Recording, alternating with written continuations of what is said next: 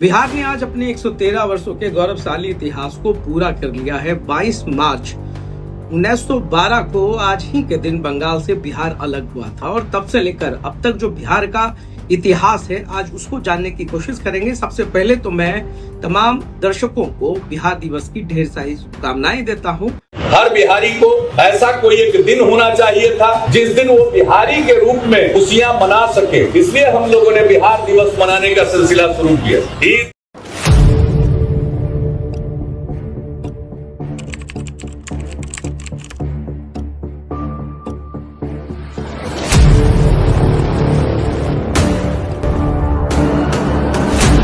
और उम्मीद करता हूं कि आने वाले समय में बिहार जिस गौरवशाली लेगेसी और तमाम चीजों को समेट कर चली है, आगे भी यह निरंतर बढ़ता रहेगा।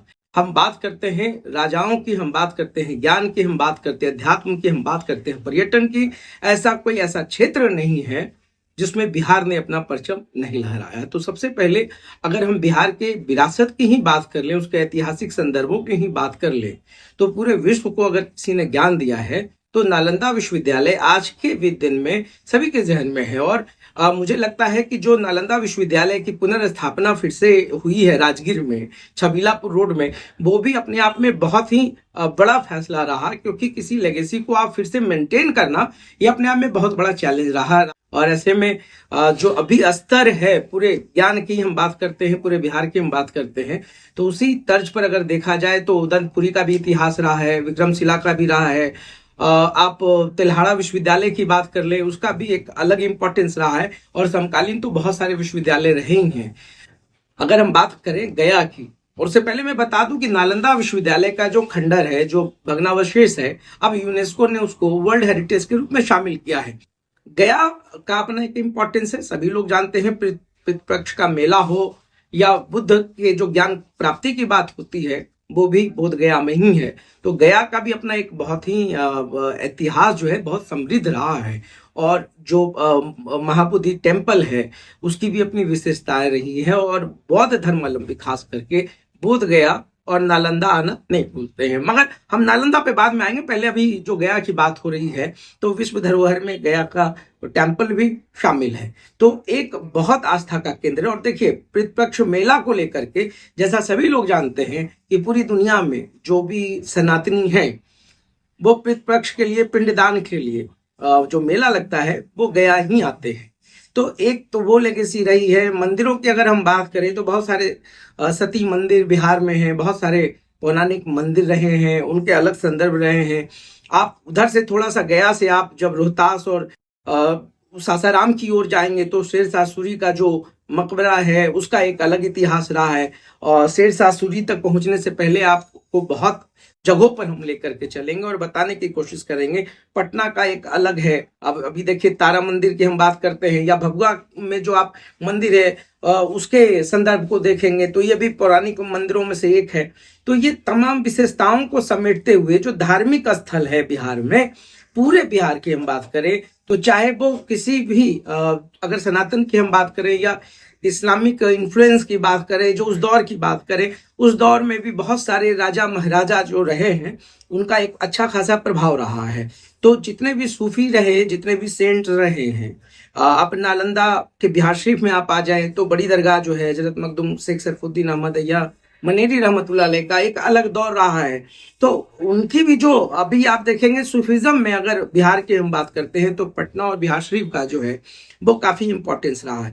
तो जैसे मैंने पहले भी बताया है कि बहुत सारे मंदिर हैं। अभी नालंदा में ही शीतलाष्टमी मेला चल रहा है और अच्छा संदर्भ है इसको भी जोड़ने का। माता शीतला का मंदिर है बिहार शरीफ से मगड़ा का जो जगह है, वहां पर शीतलाष्टमी मेला शुरू हो रहा है। वैसे गिरियक पावापुरी चले जाए तो आशापुरी धाम है, वहां का एक अलग ही इंपॉर्टेंस है। वहां पर भी देखिए तंत्र विद्या जो तांत्रिक विधा होती है, वहां पर महिलाओं का प्रवेश जो है 7वीं तक जो है वो वर्जित रहता है। तो खैर, ये बहुत सारे ऐसे जगहों की हम बात करते हैं बिहार में। अभी मैं धार्मिक चीजों को अभी उल्लेख कर रहा हूँ, उसका थावे वाले मंदिर की हम बात करें तो वहां आप जाए गोपालगंज में तो आपको पता चलेगा कि क्या इंपॉर्टेंस है। बहुत सारे जो सती स्थान है, बहुत सारे बड़े बड़े देवी देवताओं की जो स्थल है वो बिहार में है। और सबसे मजेदार बात यह है कि जिस पर पूरे हिंदुस्तान को गर्व होना चाहिए, जो सनातन का जो एक फोरम होता है जहां पर 33 कोटि देवी देवता एक जगह पर प्रवास करते हैं, वो भी राजगीर में है। तो राजगीर में जो पुरुषोत्तम मास मेला लगता है, हालांकि बोलचाल की भाषा में इसको मलमास मेला भी कहते हैं, तो उस वक्त में 3 वर्षों में जो मेला लगता है, 33 कोटि देवी देवता का प्रवास होता है, ठहराव होता है। तो ये जो आप धार्मिक दृष्टिकोण से भी अगर आप देखें तो बिहार जो है बहुत चीजों का केंद्र रहा है। गुरु गोविंद सिंह की अगर हम बात करते हैं तो उनका संदर्भ देखिए पटना से। पटना कहाँ है? बिहार में। गुरु नानक देव के प्रवास की बात हम करें कहाँ है, तो वो राजगीर भी रहा। राजगीर से लेकर के बिहार शरीफ होते हुए बहुत जगहों से वो यात्रा करते हुए उन्होंने बिहार के बहुत जगहों पर भ्रमण किया है। तो ये तो धार्मिक इतिहास जो या धार्मिक जो संदर्भ है उसकी हम बात कर रहे हैं कि देखिए बहुत सारे चीज हैं। बहुत संस्कृति की हम बात करें या धार्मिक परिप्रेक्ष्य की बात करें तो बिहार का एक अपना एक इम्पोर्टेंस रहा। अब इतिहास पे जैसा हमने कहा कि नालंदा पे बाद में आऊंगा, तो नालंदा या विक्रमशिला की हम बात करते हैं या हम उदनपुरी की बात करते हैं या हम तिल्हाड़ा विश्वविद्यालय की बात करते हैं, तो पूरे विश्व को ज्ञान की रोशनी देने का जो इंस्टीट्यूशनल एक सब्जेक्ट रहा है वो नालंदा, जिसने पूरे विश्व को ज्ञान दिया है। गणराज की हम बात करते हैं तो इसको आप हाजीपुर से जोड़कर देखते हैं कि जो गणराज की स्थापना और तमाम चीजों की हम बात करते हैं। मगर आपको जानकर हैरानी होगी, जो पहली बार किसी राजा को चुनने की प्रथा वो भी नालंदा से ही शुरू हुआ है। मेरे ख्याल से पालवंश का वो दौर रहा होगा, बहुत एग्जैक्टली नहीं पता, मगर हाँ वो इसी समय का जो पीरियड रहा, पहली बार किसी राजा को चुना गया है। तो ये भी देखिए, गणराज की बात करते हैं, डेमोक्रेसी की बात करते हैं, चाणक्य की बात करते हैं। देखिए विज्ञान शून्य की जब हम बात करते हैं, साइंस और मैथ्स की बात करते हैं तो आर्यभट्ट का नाम आता है।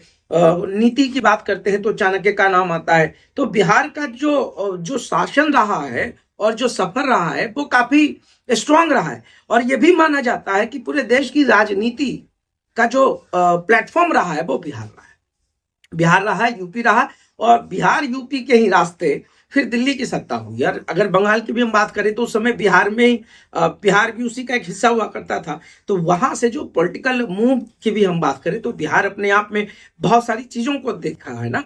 श्री बाबू की हम बात करें, महामाया सिन्हा की बात करें, फिर के.बी. सहाय की बात करें, बहुत सारे लोग जो रहे बिहार में एक अलग स्थान रहा है। और देखिए बहुत सारे साहित्यकार की अगर हम बात कर लेते हैं, आज भी अगर हम बिहार को देखते हैं ना तो साहित्य को देखते हैं, बहुत सारे लैंग्वेज को देखते हैं, बहुत सारे डायलेक्ट्स को देखते हैं, मगही को देखते हैं, भोजपुरी को देखते हैं।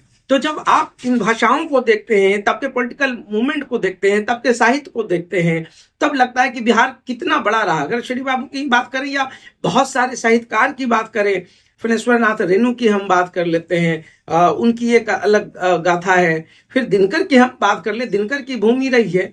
तो दिनकर का एक जो विजन था वो he was very visionary actually. तो वो पूरे देश की जो राजनीतिक मूवमेंट रही है। फिर अगर हम बात करें जेपी आंदोलन की बात करें, जिस समय उन्होंने कितना बड़ा स्लोगन दिया था, राष्ट्रपति का बेटा हो या भंगी की संतान सबकी शिक्षा एक समान। तो जेपी मूवमेंट जो बहुत बड़ा पॉलिटिकल मूवमेंट रहा, केंद्र की सत्ता को हिलाने का दमखम, वो बिहार से ही शुरू हुआ। तो ऐसे बहुत सारे लोग हैं। अगर महाराणा प्रताप की हम बात करें, जिस तरीके से उनको कोट किया जाता है, तो वीर कुंवर सिंह को बिहार के सबसे बड़े योद्धा के रूप में कोट किया जाता है।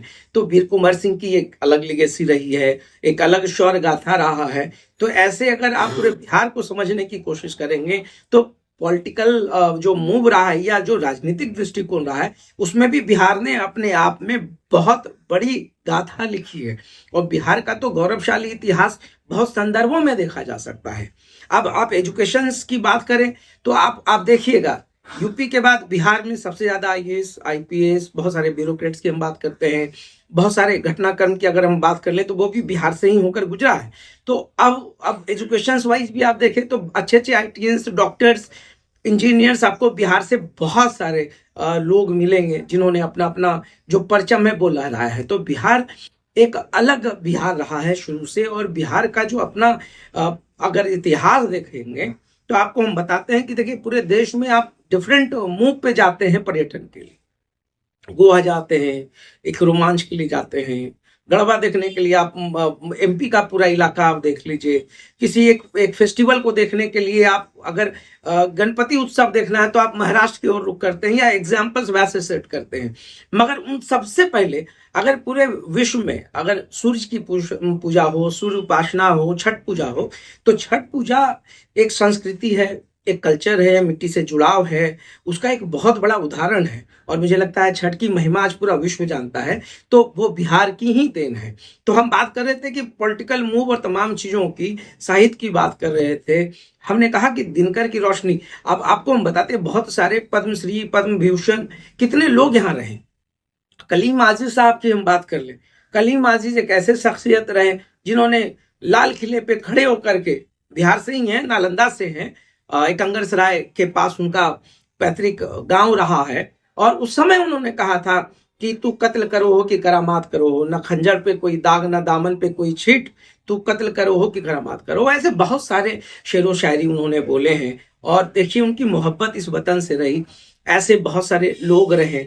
अब अभी देखिए नालंदा पे ही हम जाएं तो बहुत सारे लोग जो हैं, आप देख लीजिए तसर सिल्क उद्योग, इसको नेपुरा का तसर सिल्क उद्योग अपने आप में 52 बूटी के लिए 52 बीघा कपिल देव बाबू अब नहीं रहे। तो अब उस चीज को अगर आप समझेंगे तो बिहार ने बहुत कुछ दिया है।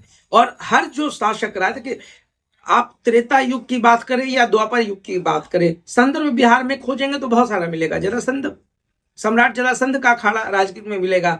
तो इससे तो ये स्पष्ट होता ही है कि कृष्ण और पांडव सभी लोगों का जो एक जुड़ाव रहा, बिहार के रास्ते आए, जरासंध से युद्ध हुआ, श्री कृष्ण की भूमिका दिखी, उसमें भीम की भूमिका दिख रही है। तो बिहार कितना इम्पोर्टेंट है हर संदर्भों में, हर धार्मिक दृष्टिकोण से, ये भी समझने की जरूरत है। दिल्ली के बाद अगर सबसे ज्यादा अगर सूफियों का एक जो आप ठहराव कहते हैं वो बिहार में देखने को मिल जाएगा। तो ऐसी बहुत सारी चीजें हैं जिसको बिहार को समझना होगा। और तब का बिहार, अब पर्यटन के दृष्टिकोण से हम बात करें तो आप पटना चले जाए, आप एडवेंचरस टूरिज्म की बात करें, राजगीर नालंदा में आपको मिल जाएगा, आप बहुत जगहों पर जा सकते हैं। आप रिलीजियस टूरिज्म की बात करें वो आपको मिलेगा, मेडिकल टूरिज्म की बात करें, वेडिंग जो टूरिज्म है उसकी आप बात करें, कॉर्पोरेट टूरिज्म की बात करें, बहुत सारा जो रिलीजियस के साथ साथ में कल्चरल टूरिज्म की आप बात करें तो उसका भी एक बहुत बड़ा जो हिस्सा है वो आपको बिहार से ही देखने को मिलेगा। तो ये 113 वर्षों का जो सफर है, बहुत सारे अखबार, बहुत सारे जो देखिए अंग्रेजों के समय में भी जो विद्रोह और तमाम चीजें हुई, या जो बहुत सारे लोगों का शौर्य गाथा है वो बिहार से ही है। बहुत सारा विद्रोह में जब हुआ था तो उस समय बिहार के बड़े बड़े लोगों ने उसमें भाग लिया था। तो ये जो पूरा एक 113 साल का गौरवशाली इतिहास है उस पर गर्व करना चाहिए। इसलिए करना चाहिए कि इसने जो पूरा दृष्टिकोण है आज के समय में, अब का जो बिहार है और तब का जो बिहार रहा है, तब के बिहार में इतिहास है, विरासत है, संस्कृति है, हर कुछ है, पूरा एक कॉम्बो पैक है। गर्व करने के लिए आपके पास बहुत सारी चीज है जिस पे गर्व करना चाहिए। अब 113 वर्षों के बाद जो आज जिस बिहार की हम बात कर रहे हैं, चाहे वो शासनकाल किसी का भी रहा हो, कहीं ना कहीं हम थोड़ा तो बैकफुट पे चले ही गए हैं, अपने लेगेसी को हम लोग मेंटेन नहीं कर पाए हैं, ये अलग बात है। मगर गर्व करने का तो विषय बिहार है ही। और बिहार का जो अभी पॉलिटिकल मूव चल रहा है, राजनीतिक संदर्भ चल रहा है, हाँ थोड़ी बहुत टीस होती है कि अगर तब के गौरवशाली इतिहास को अभी भी कैरी फॉरवर्ड किया जाता तो आज बिहार बहुत अलग ही दृष्टि से देखा जाता, और बिहार हर मामले में बहुत अच्छा है। तो बिहार के लिए मुझे गर्व है और मुझे अच्छा लगता है कि जब बिहार का नाम पूरे दुनिया में, पूरे विश्व में एक अगर बौद्ध परंपरा की बात करते हैं तो उसकी शुरुआत, उसकी नींव की बात हो जाती है।